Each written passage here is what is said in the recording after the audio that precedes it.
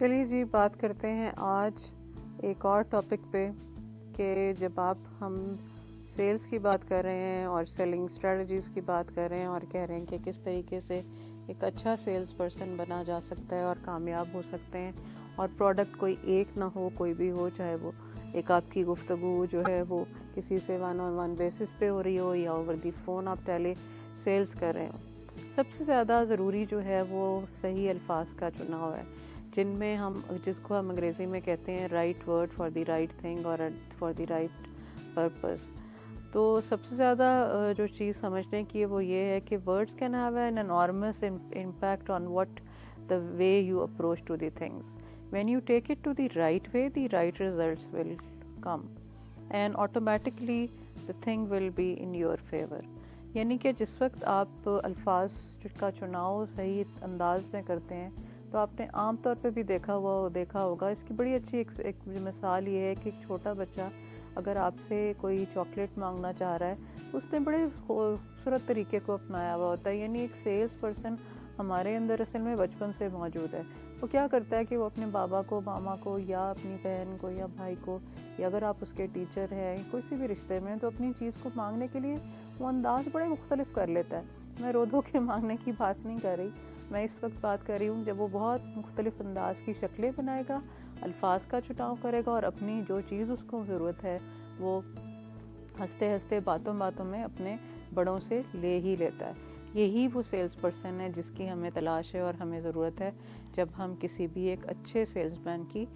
بات کرتے ہیں۔ تو سب سے ضروری جو پوائنٹ ہے وہ یہ ہے، انگریزی میں کہا جاتا ہے کہ سیل لائک اے باس، یعنی ایک باس کی طرح سے سیل کرنا ہے۔ یہ نہیں ہے کہ منتیں کر رہے ہوں آپ بالکل اگلے کے سامنے، وہ جو کہتے ہیں نا، ایک انگریزی کا ورڈ ہے کہ talk gentle to a gentleman, کہ ایک وہ شخص جو کہ اب اس کے برابر میں، اب اس میں غرور کا پہلو نہ ہو، انداز گفتگو بڑا سلجھا ہوا اور بڑا اچھا سا ہو، تو آپ اپنی بات اگلے تک پہنچا بھی سکتے ہیں، وہ اس کو سنے گا بھی اور آپ کو امپورٹنس بھی دے گا، ویلیو بھی دے گا، یعنی آپ کے اعتماد پر اعتماد کرے گا۔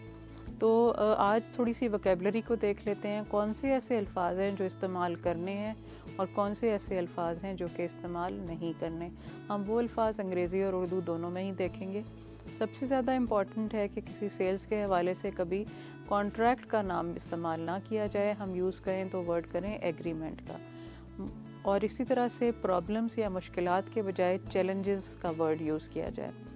چیپ کے بجائے ہم ورڈ یوز کریں افورڈیبل ہے، آپ کے بجٹ میں آئے گا۔ پھر کاسٹ یا پرائس کے بجائے اس کو انویسٹمنٹ کہا جائے، یعنی کہ یہ رقم جو آج آپ خرچ کر رہے ہیں یہ آپ خرچ نہیں کر رہے بلکہ اپنے ہی پاس کسی دوسری چیز کے عوض میں لے کے رکھ رہے ہیں، اور بلکہ سیو کر رہے ہیں، ایک سیونگ ہے یعنی انویسٹمنٹ ہے۔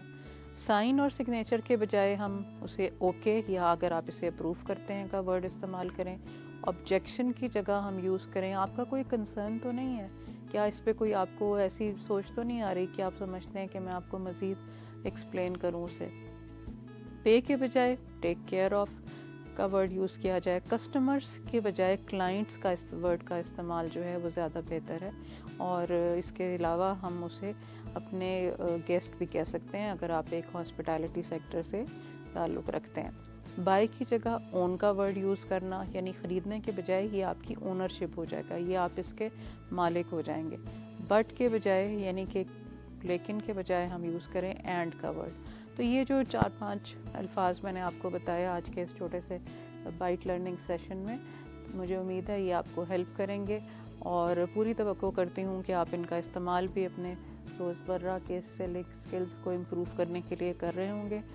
اور پوائنٹس کی ضرورت ہو پوائنٹ لکھیے۔ یہ تمام لیکچرز جو لرننگ بائٹس کے نام سے ہیں آپ ہی کے رسپانس پہ بنائے جا رہے ہیں۔ اپنا بہت خیال رکھیں، اگلے ایپیسوڈ میں پھر ملاقات ہوتی ہے۔